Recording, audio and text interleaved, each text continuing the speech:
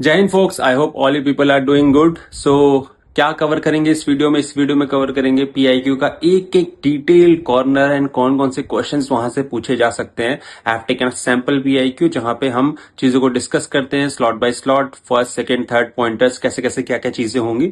So watch the complete video and after this video you will not be having any doubt related to PIQ और आप क्या questions के लिए preparation करो, क्या क्वेश्चंस आपको कैसे बताने हैं, everything will be clear in this session. This is a session which I had taken on the Google Meet with the defence aspirant. This will surely help you and if you have any doubts आप comment section में mention करो and I have also got my number there, तो you can ask me personally regarding anything.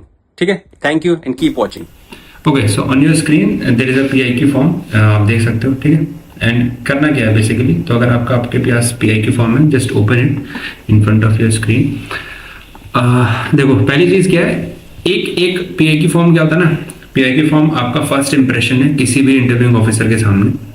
आप किसी भी organisation में जाओ, army में जाओ, एयरफोर्स में जाओ, नेवी में जाओ, कोस्ट गार्ड में जाओ, this is the first thing जो असेसर आपके बारे में देखता है और आपके बारे में जानता है।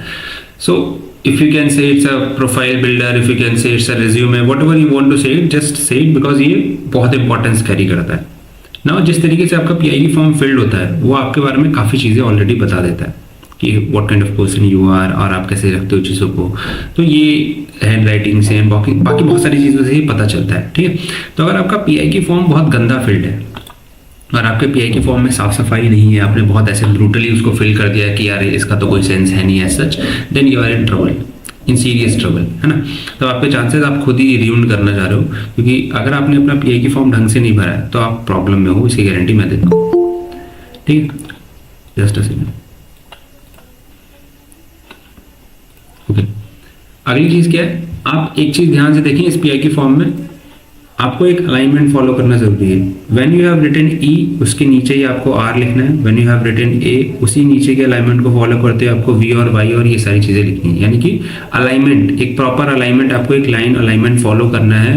व्हेनेवर देयर आर 2-3 थिंग्स, एक ही लाइन के नीचे एक लाइन आ रही है तो ई के नीचे आर आएगा, ए के नीचे V and Y. This alignment ये बहुत ज्यादा फर्क नहीं डालेगा, पर अगर मैं आपको पूरा पीआईक्यू इन जनरल पहला पेज दिखाऊं and if there is an alignment, हर चीज पे अलाइनमेंट है, this will create a great impression. Trust me, आपका पीआईक्यू बहुत साफ सुथरा दिखेगा। ठीक है, दिस इज जनरल पीआईक्यू, बहुत कोई खास इन्फॉर्मेशन नहीं फिल्ड है इसमें, नॉर्मल इन्फॉर्मेशन फिल्ड है, but the alignment itself creates a different thing from your PIQ. साफ तरीके से अगर आपने अपना पीआईक्यू भरा है तो काफी चीजें आपके बारे में रिप्रेजेंट होती हैं।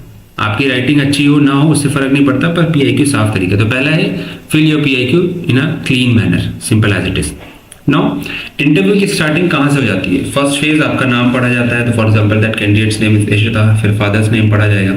अब ये जो यहाँ पे मैट्रिकुलेशन सर्टिफिकेट और ये जैसे नाम लिखा है, मेरे ख्याल से उतना सबको इंग्लिश आता है तो उस पर डिस्कशन नहीं करेंगे। फर्स्ट क्वेश्चन का पॉइंट होगा ये, फोर्थ पॉइंटर आपका ए बी सी। और किसी किसी कैंडिडेट से जिसका नाम थोड़ा यूनिक है या थोड़ा डिफरेंट टाइप का नाम है ना, उसका क्या नाम होगा, उसका क्या क्वेश्चन, कहां से क्वेश्चनिंग हो सकती है? उसकी क्वेश्चनिंग यहां से हो सकती है कि आपके नाम ये क्यों है और इसका मतलब क्या है। फॉर एग्जाम्पल हमने यहाँ पे इशिता का प्रोफाइल लिया है, पीआईक्यू लिया है, तो अगर इशिता नाम है तो क्यों है, किसने रखा, थोड़ा सा इन्फॉर्मेशन अपने नाम के बारे में पता होना चाहिए, मीनिंग क्या है इस नेम की। आपका नाम किसी हिस्टोरिकल फिगर से तो नहीं मिलता है, अगर ऐसा है तो उसके बारे में थोड़ा पढ़ के जाएं, थोड़ी सी जानकारी आपको रखनी पड़ेगी। ये पूछा जा सकता है, these are very general questions in your interview. तो पहला जो सेकंड कॉलम है वहां से आपका क्वेश्चन बन सकता है ये। अच्छा, इस सेकंड कॉलम से पहले भी एक कॉलम है जिसमें आप इंफॉर्मेशन फिल करते हो, क्या, आपका सिलेक्शन बोर्ड, आपका batch number, chest number, UPSC roll number. अब इससे अभी क्वेश्चन नहीं आएगा, इससे अभी क्वेश्चन नहीं आएगा, इससे नहीं आएगा, पर यहाँ पे जो आप सिलेक्शन बोर्ड फिल कर रहे हो उससे सीधा सीधा क्वेश्चन आएगा कि आपने ये बोर्ड क्यों चूज करा अगर आपका एड्रेस अलग है। For example this candidate is from Andhra Pradesh itself. Now अगर ये कैंडिडेट आंध्र प्रदेश में है और इसने एयरफोर्स के इंटरव्यू में जाना है और इसने मैसूर चूज ना करके देहरादून चूज करा फॉर एनी स्पेसिफिक रीजन, और इन जस्ट इन केस उसको डेट नहीं मिली, उससे पहला क्वेश्चन या फिर इंटरव्यू के ड्यूरेशन में ये क्वेश्चन जरूर पूछा जाएगा कि why you have chosen Dehradun, जब वहां पे मैसूर था, गांधीनगर था, वहां पे क्यों नहीं गए। फर्स्ट क्वेश्चन, तो ये बहुत नॉर्मल बेसिक क्वेश्चन है, इसका आइडिया आपको भी लग जाएगा जब आप देखोगे चीजों को कि हाँ यार मतलब इस पे तो, हाँ यार कि मतलब इस पे जो है ना बन सकता है, नॉर्मल कॉमन सेंस से आप जान जाओगे। अब ये क्वेश्चन आपको कॉपी में लिख लेना है, ये क्वेश्चन आ सकता है, इसके चांसेस हैं। नाउ आप इसका आंसर आप क्या करते वाले हो, किस किस सेंस में आपने इसको आंसर करा। अब आप इसको अपने पीआईक्यू से कैसे जोड़ सकते हो, देयर आर वेरियस थिंग जो अपने पीआईक्यू से आप जोड़ सकते हो। For example, if you have written interest में travelling, trekking, adventure and what not, then you can simply say कि sir I like traveling to new places and I can go Mysore in any of one of my attempt that is closest. This time I wanted to explore India, or just because कि मैं देहरादून तक travel करना चाहती थी, मैं देखना चाहती थी, I have heard lot about things, या चाहता था, तो आप क्या बोल सकते हो। लेकिन वो पीआईक्यू में लिखा होना चाहिए। अब आपने पीआईक्यू में इंटरेस्ट में कुछ लिखा नहीं है, ट्रैवलिंग व्रैवलिंग, और आप सिंपली बोल रहे हो कि सर घूमना था, तो वो पूछेगा कि घूमना इज योर हॉबी, इंटरेस्ट, और जस्ट कि ऐसे ही चले आए। आपको अपने पीआईक्यू से चीज़ों को जस्टिफाई करना पड़ेगा। If you are not able to justify things from your PIQ, you will be in trouble with respect to your selection, है ना। तो आप सेलेक्ट नहीं हो पाओगे, बाकी सारी चीज़ें वहाँ पे होंगी, बातें होंगी, अच्छी अच्छी चीज़, एंड एवरीथिंग विल हैपन। अभी जो 3 मैंने यहाँ पे पॉइंटर्स लगाए, A B C, 4th column, अगर यहाँ पे एड्रेस सेम है तब तो हो गया कि आपको कम पढ़ना पड़ेगा। एड्रेस अलग अलग है तो आपको ज़्यादा पढ़ना पड़ेगा। ये 2 चीज़ों पर डिस्कशन हो। अभी सपोज करो कि पहले एड्रेस में आपने बैंगलोर डाला है, यानी कि आपका मैक्सिमम रेजिडेंस बैंगलोर है, आपका प्रेजेंट रेजिडेंस आंध्र प्रदेश है, आपका परमानेंट रेजिडेंस उत्तर प्रदेश है। For example, this is just an example. अब इन तीनों केसेस में आपको तीनों स्टेट्स के बारे में बेसिक इंफॉर्मेशन पता होनी चाहिए। कौन कौन सी बेसिक इंफॉर्मेशन है तीनों स्टेट्स के बारे में, कि भाई साहब पहले यहाँ का सीएम कौन है, यहाँ का सीएम कौन है, ओके, एंड आफ्टरवर्ड्स गवर्नर कौन है, यहाँ पे प्रेजेंटली किस रूलिंग पार्टी की गवर्नमेंट चल रही है। सिंपल यही, ये 3 चीजें बेसिक ये बता रही है। फिर आपका जो स्टेट है, अगर आप यहाँ पे आंध्र प्रदेश का एग्जांपल लें, तो वो किसके किसके साथ, कौन से स्टेट्स के साथ बाउंड्री शेयर करता है। ये हो सकता है वो 4 के साथ कर सकता हो, 2 के साथ करता हो, 1 के साथ करता हो, या किसी के साथ भी ना करता हो, सिंपल एज इट इज। तो ये आपको करना है। कोस्टल है, बाउंड्री कितनी है, कोस्टल बाउंड्री कितनी है, ठीक है। अब इसके बाद अगला जो आता है कि आपके स्टेट में कौन कौन सी चीजें जो हैं वो फेमस है। For example, if you are coming from Uttar Pradesh Lucknow, if you are coming from Bangalore Karnataka, तो बैंगलोर में अगर आपको कहता है ऐसे सर कि I want to visit Bangalore, what are the things you will show me, what are the things that are really cool, what are the things that are really worthy घूमने लायक, what you will tell him, simple as it is. तो आप उसे क्या बताने वाले हो, ये आपको लिखना पड़ेगा। आप इमेजिन करके नहीं बता सकते, या आप सोच रहे हो कि सारा ज्ञान मेरे दिमाग में है, मैं वहां जाके बन जाऊंगा बाबा और सब बता दूंगा, पॉसिबल नहीं, आप फंस जाओगे। इसको भी प्लान करना पड़ेगा। कैसे? Most of the time if you have been to a particular place, आप उस जगह पे जा चुके हो, या फिर आप वहां पे रह रहे हो, सपोज करो आप दिल्ली में रह रहे हो पिछले 8 साल से, तो हो सकता है चांसेस ज्यादा है कि आपने अच्छी जगह को एक्सप्लोर कर लिया होगा दिल्ली में। बट स्टिल अगर आपने एक्सप्लोर नहीं करा है, तब आपको थोड़ा डिटेल स्टडी करनी पड़ेगी। फॉर एग्जाम्पल, सपोज करो मैं दिल्ली में रहता हूँ, जीटीबी नगर में। अब मैंने प्लेसेस बता दी कि सर कुतुब मीनार हो गया, फलाना हो गया, ये महल हो गया, वो महल हो गया, रेड फोर्ट हो गया, ऑल दोस थिंग्स मैंने बता दी कि सर यहाँ से तो आगरा भी पास है, ताजमहल भी जा सकते हैं, व्हाटएवर नॉट। अब उसके बाद अगला ही क्वेश्चन उसने पूछा कि आप कौन कौन सी जगह पे गए हो। सपोज करो आपने बताया कि मैं ये जगह पे गया हूँ। अगर आप गए हो तब तो आप बता लोगे, नहीं गए हो तो अगर आपने झूठ बोला कि यहाँ पे गया हूँ। अगर आपने बोला कि आप नहीं गए हो, आप 10 साल से वहां रह रहे हो, तो उसका सिंपल सा मतलब है कि भाई you are not that kind of person who loves outing, simple as it is. अगर बंदा 10 साल से रह रहा है, 8 साल से एक जगह पे रह रहा है, और वहां पे उसकी सिटी के बारे में, उसके प्लेसेस को आइडिया नहीं है, उसके पता ही नहीं कौन कौन सी जगह है, या फिर पता है तो वहां गया ही नहीं है, देन आपको क्लियर सेंस से समझ में आना चाहिए कि what kind of person you are and what kind of job you are trying for. तो अब इसके बीच का जो गैप है, ये आपको सब्सटेंशियली फिल करना पड़ेगा। If you are not able to fill this gap in the interview, you will be out for sure. आप कितना भी अच्छा आंसर देके आओ, क्योंकि उसको तो क्वालिटीज के हिसाब से आपको लेना है ना। If you are not social, how you are not social? दिख रहा है भाई 8 साल से आप जगह ही नहीं जा पाए हो, आप 8 साल से हो लेकिन आप रेड फोर्ट ही नहीं गए हो, क्यों नहीं गए हो? क्वेश्चन आएगा, there is no curiosity for travelling. आप कितना भी लिखो I love travelling, problem number 1। दूसरा, if you do not know about your place, cities और जो भी है, for example if you are living in Delhi, Delhi is a union territory. इसका एग्जाम्पल थोड़े टाइम के लिए हटा देते हैं, थोड़ा कोई और लेते हैं। गुजरात हो गया, गांधीनगर में आप रह रहे हो फॉर एग्जाम्पल, या बैंगलोर में रह रहे हो। अब बैंगलोर में आप 10 साल से रह रहे हो, you should be known to the city, you should be known to the problems of the city and the good features of the city और the good things about the city. If you are not known about the good things and the problems, और आप interview में बता नहीं पा रहे 5 problem, then आप फिर ट्रबल में। भाई क्यों? एक जगह मैं 10 साल से रह रहा हूँ, मैं बाहर आता जाता रहता हूँ, कपड़े खरीदने जाता हूँ, सब्जियां लेने जाता हूँ, लोग आते हैं, रिसीव करता हूँ, रिलेटिव्स आते हैं, और मुझे अगर प्रॉब्लम्स का आइडिया नहीं है, तो इसका मतलब आई एम नॉट दैट अवेयर्ड पर्सन। तो वहां पे आप फंसोगे। ये आपको पता नहीं चलेगा इंटरव्यू में। वो आपसे पूछेगा कि प्रॉब्लम बताओ, तो आप कहोगे सर ऐसा कोई प्रॉब्लम तो सर ट्रैफिक की प्रॉब्लम है, और वो आपसे इसलिए जानना चाहता है कि आप उस सिटी से आ रहे हो, आप उस जगह से आ रहे हो, तो आपको ज़्यादा पता होगा, वो एक्सपेक्ट कर रहा है। और ये भी चीज़ जानो कि आपको जितना नहीं पता उससे ज़्यादा उसको पता है, क्योंकि वो वहाँ पे ट्रैवल तो कर चुका होगा most of the time. Until unless आप किसी छोटे गांव से नहीं आ रहे हो, और आप किसी छोटे गांव से आ रहे हो तो इसका मतलब वहाँ की प्रॉब्लम्स का आइडिया उसे ऑलरेडी होगा, क्योंकि वो वैसे छोटे गाँव में भी पोस्टिंग कर चुका होगा। गाँव की प्रॉब्लम मोर और लेस सब जगह सिमिलर ही है, मोर और less, not a general statement. तो वहाँ पे आप कहीं ना कहीं पकड़े जाएंगे कि you are not awared person. तो आप कितना भी स्टोरी बना लें, कितना भी टैट लिख दें, इंटरव्यूअर वहाँ पे कॉन्फ्रेंस में ये बोलेगा कि that person is not very much aware, उसको काफ़ी चीज़ें इंप्रूव करने की जरूरत है on a personal basis, and that's how they treat you in the interview. बहुत पोलाइटली बहुत सारी चीज़ें, या फिर बहुत प्रेशर बना के, वो उस पर बात आएंगे। तो स्टेट्स हो गए आपके, सिटीज हो गए जहाँ पे आप लिख रहे हो। तो फॉर एग्जांपल बैंगलोर कर्नाटका आपका एड्रेस लिखा है, आपको बैंगलोर के बारे में भी पता होना चाहिए, आपको कर्नाटका के बारे में भी पता होना चाहिए। फिर आ जाते हैं, अगर आपने लखनऊ यूपी लिखा है तो आपको लखनऊ के बारे में पता होना चाहिए, आपको यूपी के बारे में पता होना चाहिए। तो जिस जगह से आप आ रहे हैं उसके बारे में पता होना चाहिए। और अगर आपने तीनों जगह अलग अलग लिखी है तो आपको तीनों जगह के बारे में थोड़ा थोड़ा आइडिया होना चाहिए। कुछ सब्सटेंशियल अमाउंट ऑफ टाइम तो आपने स्पेंड करा ही होगा। मुझे ऐसा लगता है कि अगर आपने कहीं पे 1 से लेके 5 साल स्पेंड करा है तो उसके कुछ जगह तो आप घूमने गए ही होंगे। अगर आप घूमने नहीं गए हो तो सच में आपको एक बार अपने अंदर देखना चाहिए कि मैं इस प्रोफाइल के लिए हूँ भी, जो person who do not love travelling, how he can और she can survive in Indian army. Possibly chances थोड़े कम है, आप बहुत ज़्यादा सिचुएशंस फेस करोगे even if you get selected after manipulating your answers. तो I hope we are clear on this. अब इसके बाद ना पॉपुलेशन का रहता है, यहाँ पे लिखा 1.18 lakh, 23 lakh, 23 lakh. Why they ask population, उनको क्या कंसर्न है? They ask population just to know the exposure of your life you have got. For example if I will write, यहाँ पे मैं अपना आधार कार्ड का एड्रेस लिखूँ तो मेरे गांव का नाम लिखूँ तो मेरे गांव की पॉपुलेशन लिखनी पड़ेगी मुझे। तो what is the population of my village? It's about 1200 people. So अगर वो मुझे देखता है कि मैं डायरेक्टली गांव से आ रहा हूँ तो what is my exposure? 1200 people. अगर उस 1200 पीपल के एक्सपोजर के साथ मैंने पर्सनैलिटी बहुत ज़्यादा ग्रूम कर रखी है तो it's an added advantage for me. But I live in a metropolitan city like Delhi या फिर चेन्नई या फिर बॉम्बे या फिर बैंगलोर को भी इंक्लूड कर रहा हूँ, and I am not that able person कि मैं अच्छी इंग्लिश बोल पा रहा हूँ, then I am in trouble भाई। You were in the city जहाँ पे एक्सपोजर 2 करोड़ का है, 3 करोड़ का है, 5 करोड़ का है, और you are not able to justify things. आप क्यों कर रहे हो, क्या कर रहे हो, आपको कोई आइडिया नहीं है, आपको प्लेसेस का आइडिया नहीं है, then you really are in trouble. Recommendation तो बहुत मुश्किल हो जाएगा फिर आपका।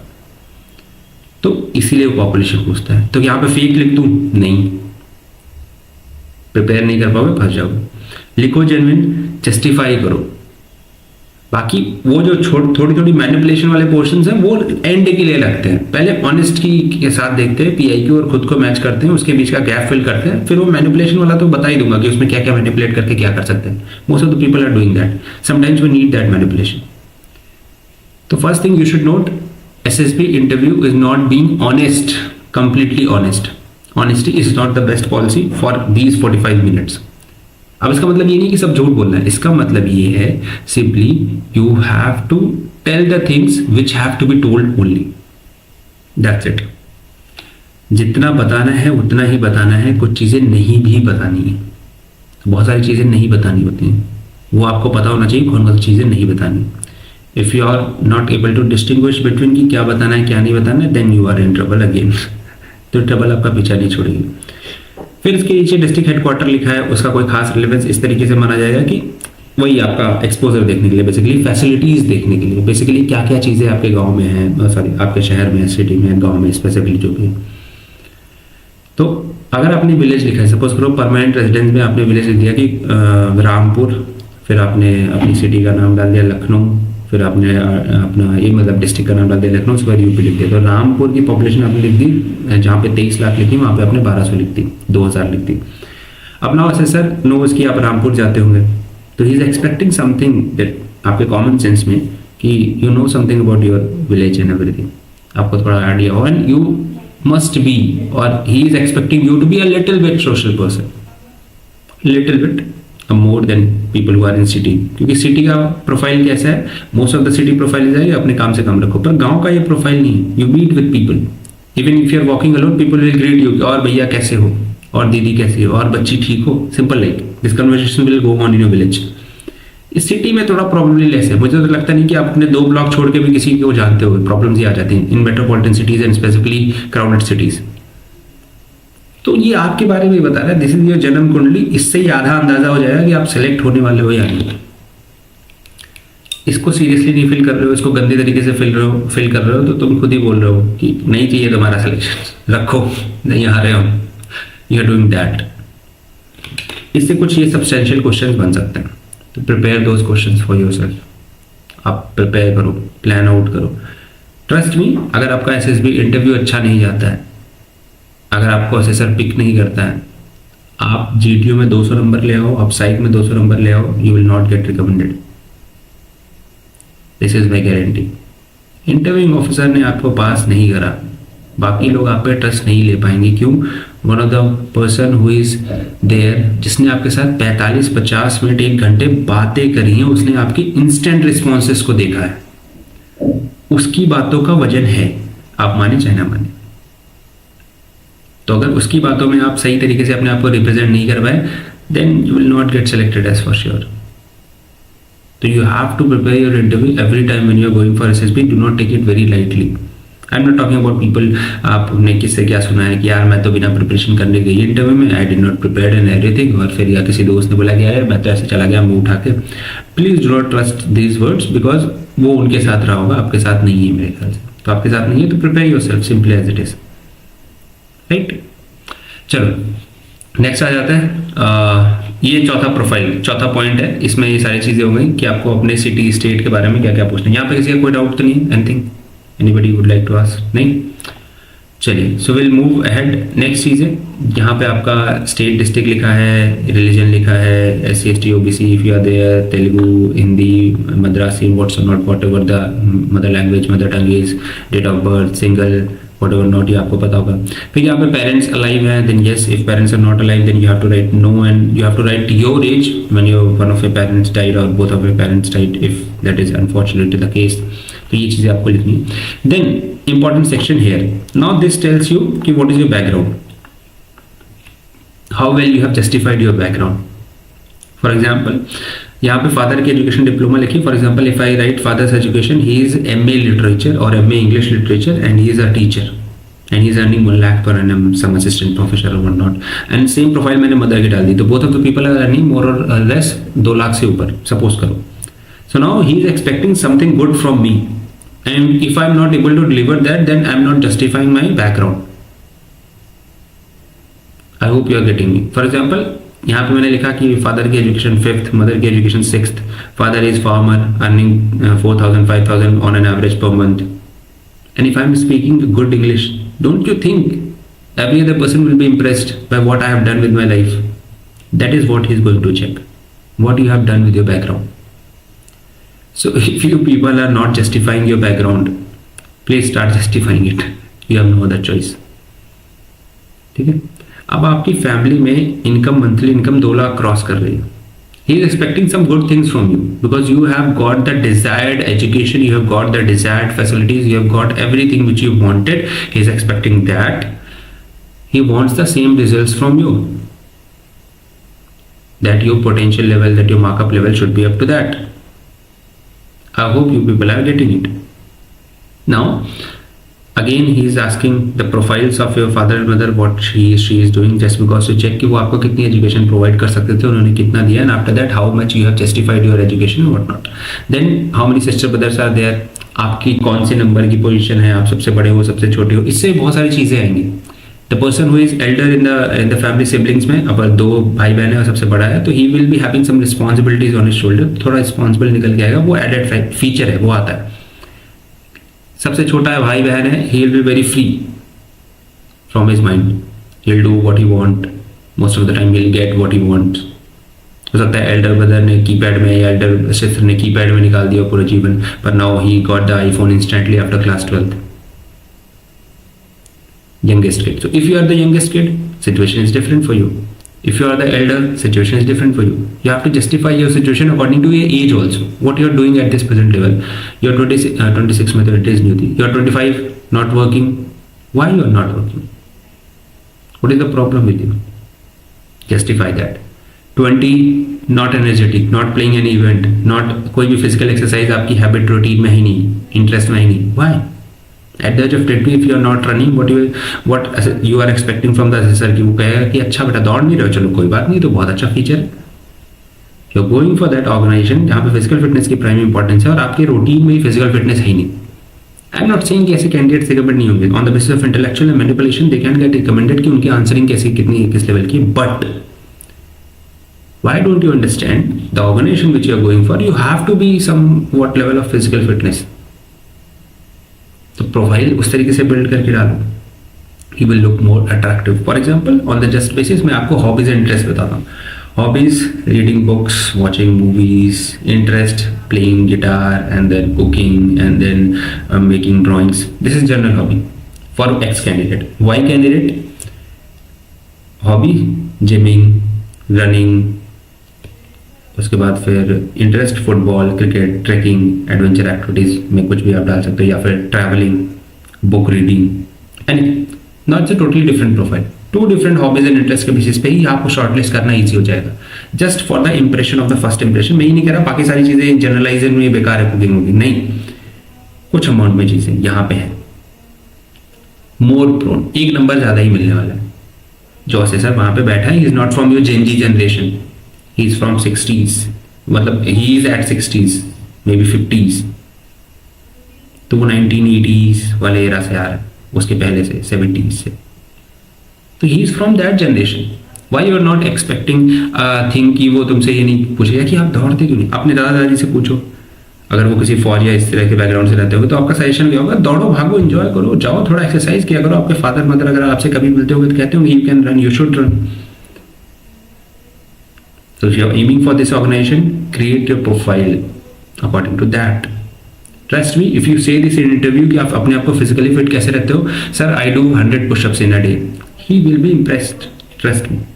और अगर ये किसी लड़की से आता है, आप अभी इंप्रेस हो गए ये सुनने के बाद, कुछ लोग अपने दिमाग में कि सर कैसी बातें कर रहे हो, लड़कियां 100 पुशअप्स थोड़ी कर सकती है। जिसका ये प्रोफाइल है, she used to do when we were in the batch, she used to do 200 push-ups every day। Not in a single stretch, 2, 3, 4 sets, 50-50 के 4 sets, 200 push-ups। अभी मुझे लग रहा है लड़कों में 200 पुशअप्स कोई नहीं करता होगा पूरे दिन में। कोई करता है? Anyone who do 200? Only 100। Only 100। भाई तो देखो क्या बताऊं अब सीख करो उस ऑर्गेनाइजेशन को ना, आप इसके लिए जा रहे हो। Increase your fitness. ये तो कोई फिटनेस आपको, आप सेलेक्ट होते हो नहीं होते हो, पर आपकी फिटनेस आपको कभी भी परेशान नहीं करेगी। ऐसा नहीं होगा कि आप ज्यादा फिट हो जाओगे तो दिक्कत हो जाएगी आपकी जिंदगी के लिए। आपका सिलेक्शन होता है नहीं होता, उस पर और सारे फैक्टर्स भी हैं। तो अगर आप अपनी फिटनेस को लेकर चल रहे हो तो एडेड बेनिफिट है ना, you will look smart, you will be more active. ठीक है, you should do, females you should do at least try to get 50 in a day, then increase it to 100 and say this in interview, sir I do 100 push-ups in a day in 3 sets or in 2 sets, in one stretch I do 50 push-ups। if you are able to do 50 push-ups in one stretch, guarantee मेरी है कि he will be impressed। he is not listening this, उसको आदत नहीं है सुनने की लड़कियां 50 push-ups कर रही हैं, और ऐसा नहीं है कि आप नहीं कर सकते। और इसमें कोई body builder MuscleBlaze protein लेने की जरूरत नहीं, जस्ट अबाउट प्रैक्टिस। स्टार्ट करो आज से, 1 महीने बाद you will be able to do 50 pushups and proper pushups, not knee pushups, proper pushups. I can guarantee you will be able to do that. You have not thought, but मैं ये भी नहीं कह रहा कि इसके बिना लड़कियां रिकमेंड नहीं हो रही है, बट मैं ये क्यों कह रहा हूँ, this will give you a motivation for the organisation which you are going to serve. आपको क्या लग रहा है कि वहाँ एकेडमी में आपको दही चावल खिलाएंगे, मूवी दिखाएंगे, वहाँ पे तो कराएंगे ना पुशअप्स। तो if you have a dream to join the academy तो अभी कर लोगे तो क्या परेशानी भाई अभी कर लोगे तो क्या दिक्कत है कि मतलब कोटा पूरा हो जाएगा अभी तो बाद में नहीं। You will be fit, you will feel the confidence, simple as it is, do it if you want to do it. I will not force anyone. ठीक है, चलो फिर यहाँ पे younger brother sister to know profile जो मैंने आपको बताया। Next, your education, one of the important factor जहाँ से क्वेश्चन बनता ही बनता है, यू नो दैट। अब इस एजुकेशन प्रोफाइल में पहले आपका 10th के मार्क्स, फिर आपके ग्रेजुएशन के मार्क्स, फिर आपका 12th के मार्क्स, फिर आपके ग्रेजुएशन के मार्क्स। अगर ये डिक्लाइनिंग फेज में, फॉर एग्जांपल 10th में आपको 93 मिले, 12th में आपको 60 मिल गया, डिस्कशन पॉइंट वाई 10% से नीचे का गैप आ रहा है, you will be in discussion point. For example आपको 10th में मिले 96, 12th में मिले 86, नॉट दैट मच, हो सकता है पूछ ले कि अच्छा बताओ क्यों कम हो गया, बट उसके हिसाब से ये अच्छा है। बट 10th में 96 मिले, 95 मिले, 92 मिले एंड फिर sudden drop is 52, 72, then there will be questioning कि क्या हो गया ऐसा, क्यों परसेंटेज कम हो गया। He just want to know और she just want to know. Female interviewing officers are also there in your boards, है ना, be ready for that. Now graduation में सपोज करो आपने 12th में अच्छा मेंटेन करा, 80s में थे आप, now you suddenly fall to 50s and 60s, you will ask question what happened with the graduation thing, why you got less marks, you will ask that। फिर आपने ग्रेजुएशन कहाँ से करा है, आपने ग्रेजुएशन में क्या करा है, why you have chosen BCom, why you have chosen BA, why you have chosen BTech, why you have chosen BSc, whatever the things is there, just give me a moment। हाँ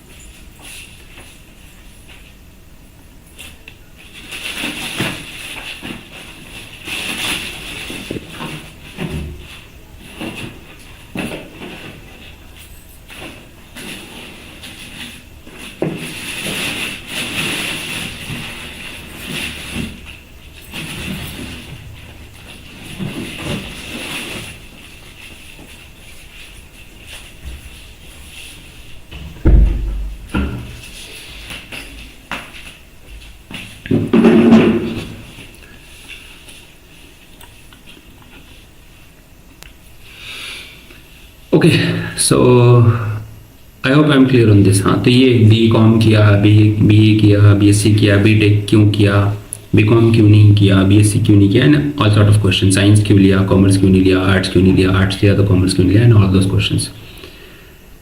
फिर क्या क्या participation किया, को curricular किया, क्या नहीं किया, और यहीं पे क्यों पढ़ाई करी। For example if you have chosen your university, suppose you are from Karnataka and you have chosen Karnataka university, central university, तो पूछेगा कि अच्छा DU के लिए अप्लाई क्यों नहीं किया, क्या किया, क्या नहीं किया, क्यों किया, कैसे किया, एवरीथिंग। कोई कॉम्पिटिशन एग्जाम दिए क्या 12th के बाद, JEE दिया, AIEEE दिया, या फिर कुछ और दिया, कोई और XYZ यूनिवर्सिटी के CUT एंड ऑल दैट, कोई भी कॉम्पिटिटिव एग्जाम दिया, नहीं दिया तो क्यों नहीं दिया, सारे क्वेश्चन। तो जितना आपकी लाइफ में और किसी ने नहीं पूछा वो आपसे पूछने वाला है। All thorough investigation, and you have to answer that. I hope I am clear on this. चलो next, move on to the next section. Age, why age क्यों पूछते हैं? एज इसलिए पूछते हैं, they just want to know whether you are acting according to your age in your life और not. For example if you are 25 and you are thinking and your maturity level is just of 18 और 20-year-old kid, then you are in trouble. भाई तब नहीं होगा recommendation. Simply you have to act according to your age. 22 साल अगर है आपकी as तो आपको वो पास वो एनर्जी होना चाहिए। आप 22 साल में इतने डल साउंड कर रहे हो, लेस एनर्जेटिक साउंड कर रहे हो, आप फिजिकल फिट नहीं हो, तो आप क्यों आना? तो फोर्सेज में जगह ही नहीं है, फिर तो नहीं, वैसे ही जगह नहीं है। तो ऐसे में तो और जगह कम हो जाएगी। Act according to your age. Think कि 22 साल के लड़के को करना क्या चाहिए, या 22 साल की लड़की का गोल क्या होना चाहिए। So various SSB boards, like one prominent example AFSB Guwahati board के जो आपके एसेसर हैं, प्रेसिडेंट है, he specifically tells this thing in the briefing, जब कॉन्फ्रेंस हो जाती है।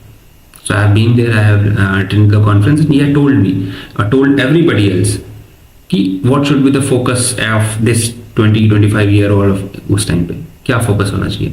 If you are not focused on that, then you should have a proper explanation for that. If you are not having that proper explanation, you are in trouble for sure. अब 23-24 चलो 23 तक it's justified why you are not working, but 24-25 पे you should have some work. If you have a BTech degree, then why you are not working? Justify that. If you have a BSc MSc degree, why you are not working? Justify that. What you are doing at this present moment, what other competitive exams you have given, why you are giving these competitive examinations, how you are preparing for SSB, how you prepared for your written examination, why you have not prepared for any other competitive examination, why you have not given UPSC, why you have not given SSC. You will ask all sort of questions. Thorough investigation, आपकी जिंदगी को पूरा खंगाल के आपके सामने रखा जाएगा. If he is interested, how he will become interested. Otherwise तो रूटीन क्वेश्चन पूछेगा और आपको भगा देगा। आपका पीआईक्यू अगर गंदा फील होगा, आपका पीआईक्यू में सही तरीके से डिटेल्स नहीं लिखी होंगी, will throw you out, trust me.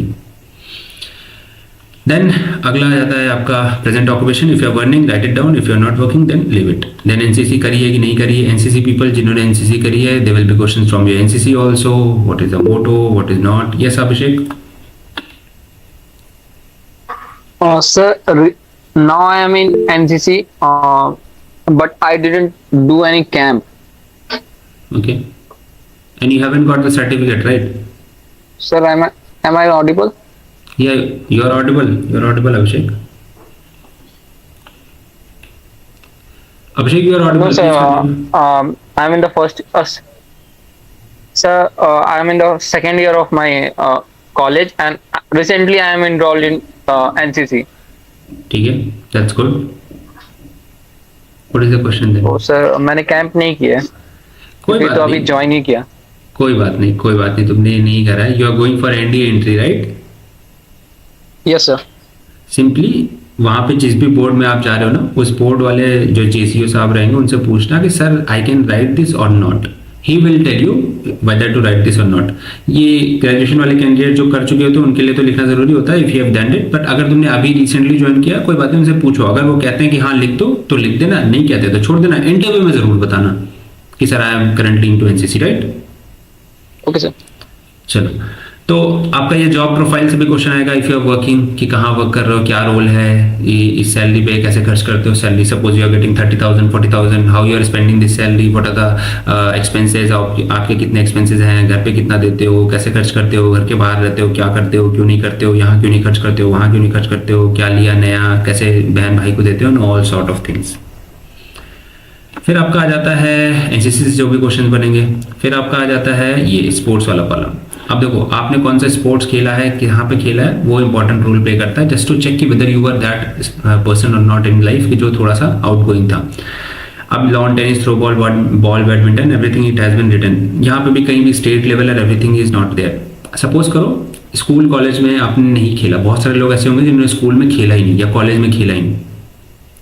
College में कौन लोग नहीं खेल पाते हैं? वो लोग नहीं खेल पाते जिनका कॉलेज डमी कॉलेज होता है, या फिर जो स्पोर्ट्स में इंटरेस्टेड ही नहीं थे through out your journey college में। तो अगर आप इन दोनों में से टाइप में है तो अभी खेल रहे हैं तो अभी लिख दीजिए उसको। आप स्कूल छोटे छोटे टूर्नामेंट्स अगर इधर उधर खेल पाते हैं तो उसको लिख दीजिए। अगर आपने ऐसा कुछ नहीं करा है तो आपको अदर्स डाल के लिखना है, जैसे यहाँ पे लिखा है अदर्स डाल के you have to write that. और उस अदर्स में भी आप क्या खेले, जीते या हारे, वो आपको लिखना है। आपको वो अचीवमेंट समझनी चाहिए मेरे ख्याल से। कॉलरी में कभी हो गया टूर्नामेंट, है ना, एवरीथिंग। यस अभिषेक। सर मैंने अपने हाउस के लिए खेला था, लाइक मेरे स्कूल में 4 हाउसेस थे, इंटर हाउस मैचेस खेले थे। लिख सकते हैं, ले सकते हैं, ठीक है। तो this is all about your sport. तो हम अभी स्पोर्ट पे नहीं जाएंगे because I have to end this session before 9। ये काफी एक पूरा डिटेल लेक्चर सिर्फ स्पोर्ट्स पे होता है, तो I will not go into that अभी। I am just briefing all this things for better understanding of yours. Next is hobbies and interest. Very very important, this tell you what kind of person you are, ठीक है। Now एक hobby interest यहाँ पे लिखा है reading and skipping, then music, tennis and cooking. For example if male is there 22-23 years age है, ठीक है, एंड ही इज वर्किंग और may be is not working suppose. अब उसने उसकी क्या हॉबी है वो अलग होगा। 18 year old बॉय उसकी क्या हॉबी है अलग होगा। 25 year की क्या हॉबी है ये अलग होगा। आपका रूटीन कैसा है उसके हिसाब से आपकी हॉबी जस्टिफाइड भी लग रही है या नहीं। For example if you have a very tough routine and you are saying कि sir I run 10 kilometre a day, he will have questions in his mind, on her mind, कि भैया कैसे। तो कुछ भी नहीं फेंक सकते आप, जो आप करते हैं आप वही बताएंगे, ठीक है। What you are doing you have to tell that. और आपको मैं सजेशन दूंगा कि एटलीस्ट 2 मिनिमम हॉबीज रखिए और 3 मिनिमम इंटरेस्ट रखिए। So the PIQ which you are seeing on the screen, it's a generally filled PIQ। अभी इसमें इंप्रूवमेंट नहीं है, this is a first thing, first time filled PIQ। इसमें इंप्रूवमेंट्स और होंगी, इसमें कुछ चीज़ों को और इम्प्रूव किया जाएगा, इसमें और हॉबीज एंड इंटरेस्ट को ऐड किया जाएगा या डिलीट किया जाएगा। आई am just showing this PIQ because this is the clearest PIQ। Yes Shubham. Sir, running can be talking about running. So, what it can be? It can be hobby or interest.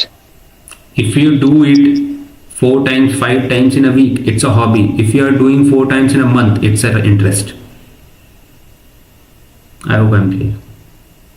Yes, sir. ठीक है. Like I तो do regularly running, so it is my hobby. या hobby और interest का difference में clear कर देता हूँ. हॉबी वो है कि जो आप डेली बेसिस पे कर पा रहे हैं, उसके लिए टाइम निकाल पा रहे हैं आप. चलो और थोड़ा मैं सिंप्लीफाई कर देता हूँ. अगर मिनिमम 4 से 5 दिन आप हफ्ते में कर रहे हैं in a week, that is a hobby. और अगर Yes, कोई sir. चीज महीने में 2 बार 3 बार कर पा रहे हैं, साल भर में 5-6 बार कर पा रहे हैं या 2-3 बार कर पा रहे हैं, that is an interest. There is a clear differentiation. तो इस तरीके से आपको हॉबी और इंटरेस्ट बनाने चाहिए. If you are not working, if you are in college, you should have some more hobbies and more interest. But आपका profile उल्टा ही दिखता है.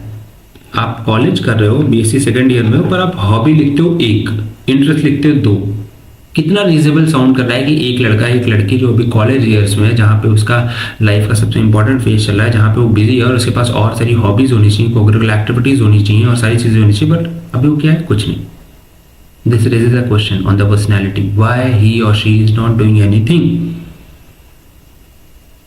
Simple as it is. हर किसी की हॉबी होती है, हर किसी का इंटरेस्ट होता है. पेन डाउन करने की जरूरत है. Presentation.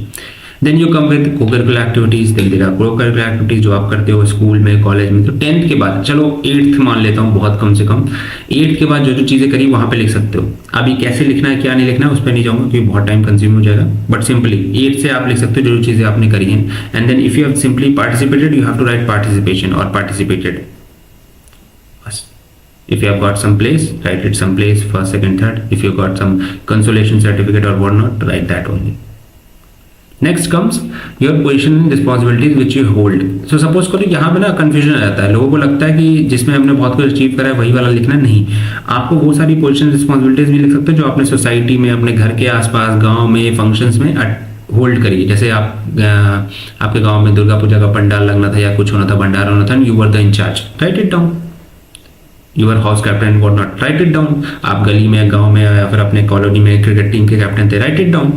You have to simply, just a second, you have to simply write down all the things where you have in a leading position. They just want to check कि how many times you have been in a leadership role. Simple as it is. और कुछ नहीं ज़्यादा खास नहीं. They will question it. क्यों question करेंगे? Because they have to check. आप सच बोल रहे हो या झूठ बोल रहे हो. And if you got caught, भैया मैं तो झूठ बोल रहा था, पकड़ा गया, then the interview is over. Trust me. If you ever got caught in the interview just because you were lying and you are not able to justify, your interview is over. Trust. If you have to lie in the interview, make it a perfect lie. Be prepared.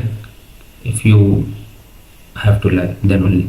Yeah, Shubham, any doubts? You have raised your hand. No doubts. No, sir. Okay. तो ये roles and responsibilities आपको लिखनी है. Then your nature of commission, short service हो गया, Indian army, air force, you know that कि किस entry के लिए आप जा रहे हो. देन नंबर ऑफ चांसेस, तो those who are freshers they will write nil, those who are second time, first time they will write as जैसे उनका है. ठीक. This was about PIQ. Proper alignment should be there, what are the details should be there. इसी में से question आएगा. तो जब आप अपना पीआईक्यू भर के अपने सामने रखते हैं, हैव दिस थिंग कि अगर मुझे इस बंदे या बंदी को चेक करना हो कि ये सच बोल रहा है या झूठ बोल रही है, कैसे चेक करूंगा, क्या क्रॉस क्वेश्चंस पूछूंगा. Write down all the cross questions on your copy, then answer it.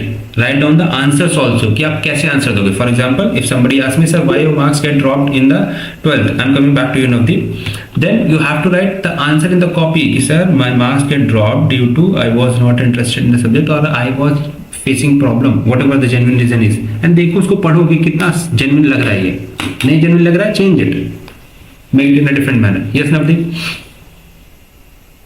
Sir ये जो 14th कॉलम है इसमें एसएसबी के रिगार्डिंग लिखना है जो भी प्रीवियस थे आपके.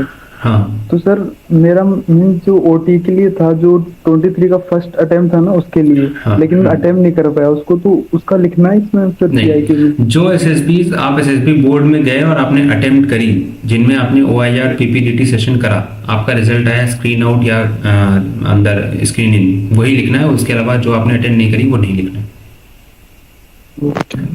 चलो. So what I was telling, हाँ, तो I was telling this thing, ठीक है। तो आप ना ये देख लीजिएगा, एंड जिस भी ऑर्गेनाइजेशन के लिए आप जा रहे हैं उसके बारे में थोड़ा पढ़ के जाइए, ऐसा लगे कि आप थोड़ा पैशनेट हैं इस ऑर्गेनाइजेशन के लिए। आप कह तो रहे हैं कि I wanted to join Indian army from बचपन, पर आपको रैंक स्ट्रक्चर ही नहीं पता, आपको यही नहीं पता कि आर्मी का कमांड कहाँ है, आपको यही नहीं पता कि कौन सी डिफेंस न्यूज़ कहाँ चल रही है, आपको कोई आइडिया ही नहीं क्या हो रहा है दुनिया में उस पर्टिकुलर ऑर्गेनाइजेशन से लेके। तो आप कैसे बताओगे यू आर पैशनेट, आप कैसे बताओगे कि आप लायक हो उस ऑर्गेनाइजेशन के लिए?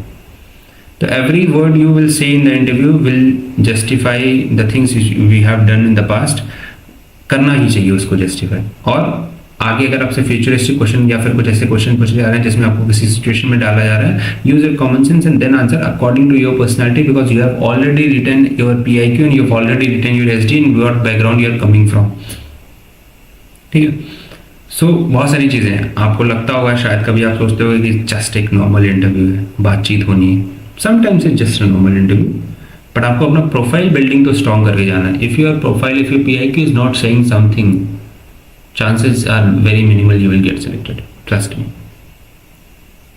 जिनका PIQ बहुत स्ट्रांग है वो सिलेक्ट नहीं हो रहे हैं, तो फिर अगर आप PIQ अच्छा नहीं करके जाओगे और अच्छी तरह से फिल नहीं करोगे और अच्छी तरीके से अपने PIQ पे रिसर्च नहीं करोगे, then you are in trouble.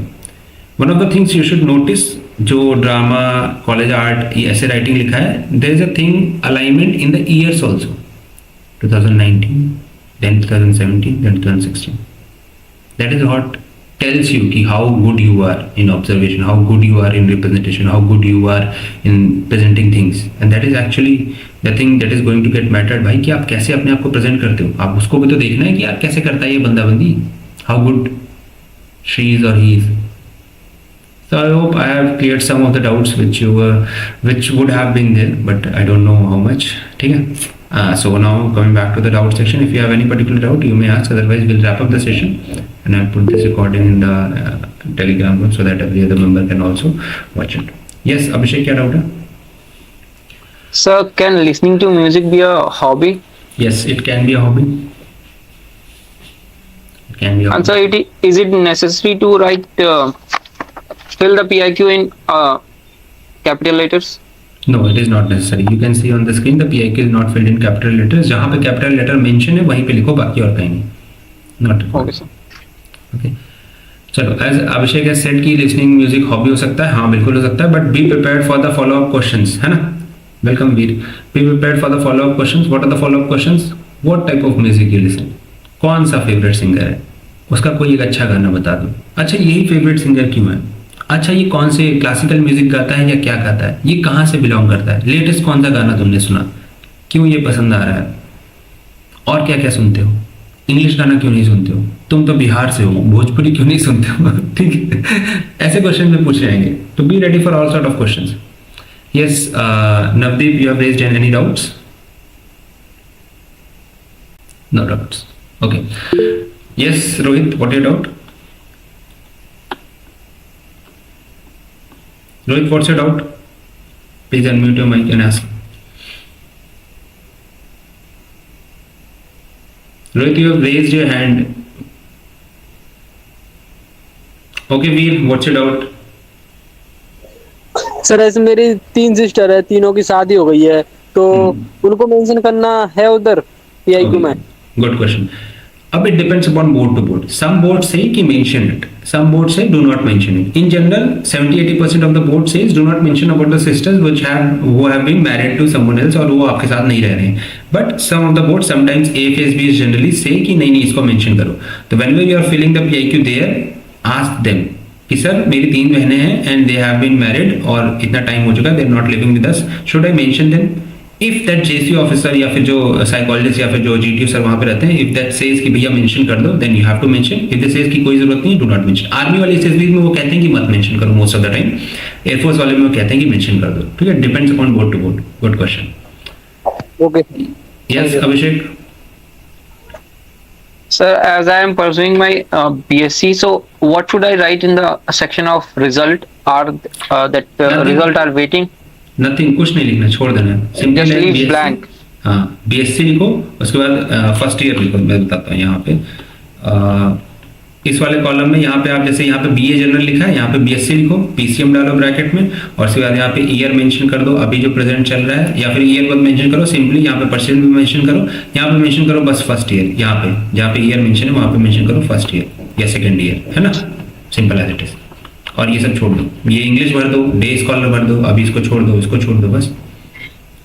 Okay चलो Rohit, do you have any doubts? You have raised your hand, I am asking again, if not then I will end the session. Okay, fine. You might not be in the class. So, anybody else have any doubts? No doubts? Okay.